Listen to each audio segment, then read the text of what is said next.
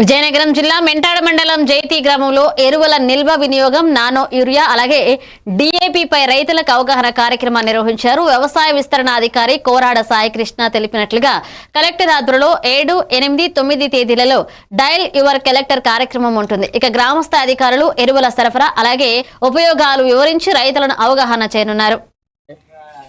దాంతో పాటుగా గ్రామ స్థాయిలో ఉన్న ప్రతి ఒక్క ఉద్యోగస్తులు నెక్స్ట్ వ్యవసాయ శాఖ సిబ్బంది అందరూ కూడా ప్రతి గ్రామానికి వెళ్ళి ఈ యూరియా ఎరువులు వాడకం మరియు యూరియా అనేది పుష్కలంగా అందుబాటులో ఉన్నాయి. ప్రతి గ్రామానికి కలిగిన సమయంలో అందరికీ అందుబాటులో ఉంటుంది, అందరికీ అందజేయబడుతుందని చెప్పని అవగాహన కార్యక్రమం నిర్వహించమని ప్రతి ఒక్క వ్యవసాయ శాఖ సిబ్బందిని ఆదేశం జరిగింది. తద్వారా వ్యవసాయ శాఖ సిబ్బంది అందరూ కూడా ప్రతి గ్రామంలో, మండలంలో ప్రతి గ్రామంలో, ప్రతి రైతు భరోసా కేంద్రంలో రైతులందరి దగ్గరికి వచ్చి ఈ యొక్క అవగాహన కార్యక్రమం చేపట్టడం జరిగింది. మొత్తం మన జిల్లాలో 40 టన్నుల వరకు యూరియా నిల్వలు ఉన్నాయండి. ప్రతి గ్రామానికి ప్రతి ఒక్కరికి అందుబాటులో యూరియా వస్తుంది. దాంతోపాటుగా ప్రస్తుత పరిస్థితుల్లో ఎరువులు వాడకం ఎక్కువగా ఉండడం వల్ల కాలుష్యం ఉంటుంది కాబట్టి ఇఫ్కో వారు విడుదల చేసిన నానో డిఏపి, నానో యూరియా ఆ రెండు ఉపయోగాన్ని పెంచి మన పర్యావరణాన్ని కాపాడుతూ మన భావితరాలకి శుభ్రమైన ఆహారం ఇవ్వాల్సిందిగా కోరుకుంటామండి. ఆ విధంగా రైతులకు అవగాహన కార్యక్రమం కల్పిస్తున్నామండి.